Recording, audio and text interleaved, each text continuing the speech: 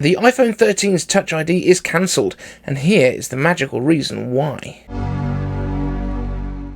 I'm Mike Dave, and I simplify Apple so that everything just works for you. And if you want the latest Apple news, leaks and rumours every weekday at 12 UTC, like the video, subscribe to the channel, ring the bell, and let's get on with it. Now, for quite some time we've been hearing that the iPhone 13 would be getting an under-display Touch ID sensor in addition to Face ID.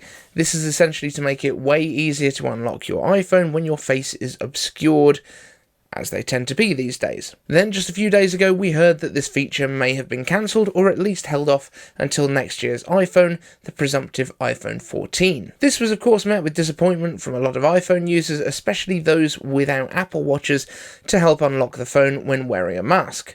Now, Watch ID, as I like to call it, or Mask ID, simply checks for your attention, i.e. looking at the phone, and then verifies your identity by the proximity of an on-wrist unlocked Apple Watch.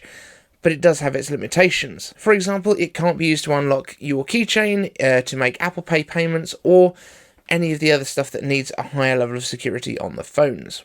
However, yesterday John Prosser at frontpagetech.com revealed that Apple is currently testing Face ID hardware for the iPhone 13 by giving Apple employees iPhone 12 cases that override the internal Face ID sensors and uses its own, which looks very similar to the iPhone 13's smaller notch layout, with the camera moved from the right of the earpiece right over to the far left.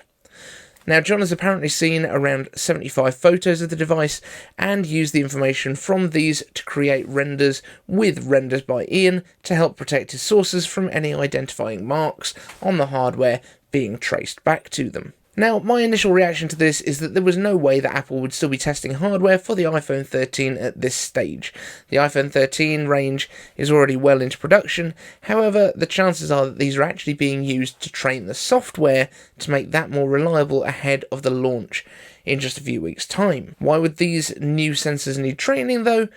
Because they're capable of identifying the user's face securely even when wearing a face covering or fogged glasses, which presumably means that the attention aspect of the verification with Face ID is a little bit less vital here, but it's quite possible that the system is able to map more of the face beyond what the original Face ID system could. This would mean that partially covered faces would be easier to identify from what is still visible. And it also looks like these Apple employees have been asked to set up Face ID without a mask on, and then the system kind of identifies what should be there when you have got the mask on afterwards. So it's doing it in quite an intelligent way and working around what it can and can't see. This means that the big reason for bringing back Touch ID back to the iPhone is basically gone, being able to unlock while wearing a mask using biometrics. And that is most likely the reason that Apple has opted not to include that under-display Touch ID technology that they had been developing. If your Face ID works with a mask, why spend the extra money on that technology too? Now, the iPhone 13 or 12s, we're not 100% sure, but I'm leaning towards 13 now,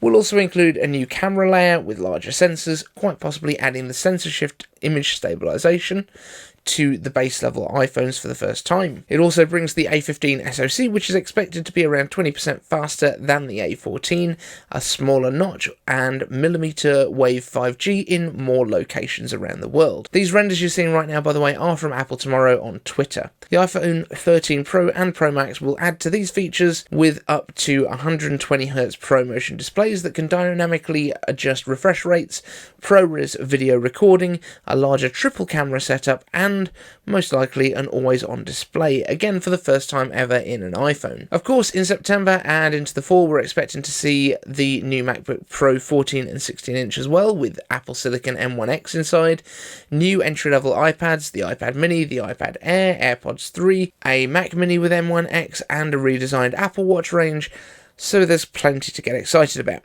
So are you down with that change, taking out the Touch ID for better Face ID? Let me know down in the comments. And it's time to answer your questions, so the first one comes from Evan Rogers asking, iCave Answers, could we see something like a members-only live stream / chat during the iPhone event in September, and a general live stream after the event ends? Well, I guess that would be kind of down to whether we have a membership by that point. So I'm going to open it up to the floor. We've talked about it a little bit in the past. I've got a few more ideas for what we could do for members if we are going to do it. I was quite opposed to it in the first place, but there's actually a few people that have got in touch to say we'd like a way to support you, so it might be something that I put in place anyway, and yeah, you won't be losing any of the normal stuff from this channel, but I may do some extra live streams.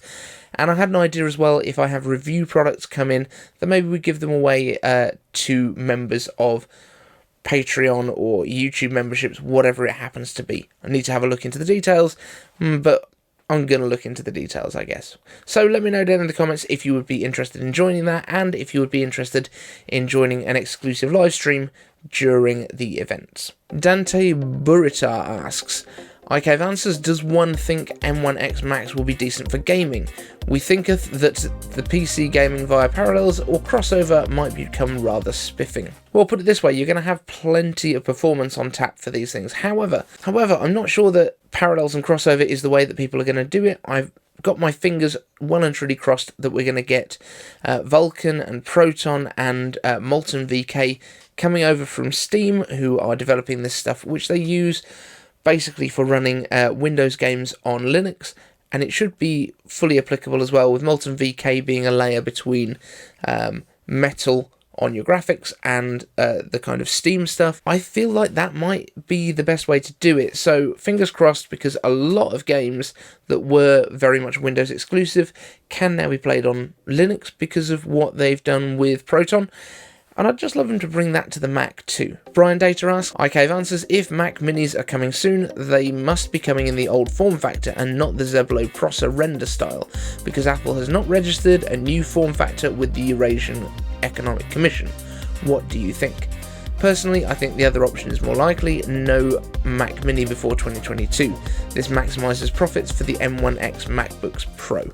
Okay, so I will be very disappointed if we don't get a Mac Mini with the M1X inside. However, I think I've mentioned before that I wouldn't mind if it came in the old style housing for this one, and then maybe the M2 is one of the things that gets that new design language. That's potential. However, I think that we could still get it. It's been said that it's going to be a little bit later than the MacBook Pros, so it might be that that goes into the next batch of registrations and maybe goes on sale slightly later than the MacBook Pros, by a couple of weeks, and comes out about the same time as the iPads, which also haven't been registered at this point into those databases. And we know that those are going to be coming because we always get new iPads and we get new Apple Watches and new iPhones at the same time. And it looks very likely that we will at least be getting new iPad mini design language, design features, and form factor. Lit8 asks, what do you think of the new iOS 15 icons, weather and maps? So I've got to say, I really didn't notice that they'd changed, and I decided to look these up just to see kind of side by side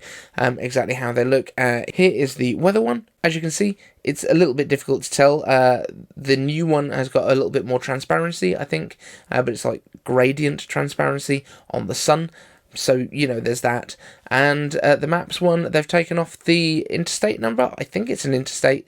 Let me know, Americans, in the chat if that's correct. But they've just simplified it a little bit. They've zoomed in a little bit on the maps one as well, which I think there's nothing wrong with it. It looks just as iconic as it did before. But I think, it's fine. But literally, I think fine is about as excited as you can get about this. So that's it for today's show. It's a little bit of a shorter one because I am out at the NEC in Birmingham all day, and for the next few days doing one of the BBC shows with some drinks from work. So if you're interested in seeing that, I'll be posting a bit up on my Instagram. If you've got any questions you want me to answer, #IKAnswers down in the comments. Thank you so much for watching, and I'll see you in the next one.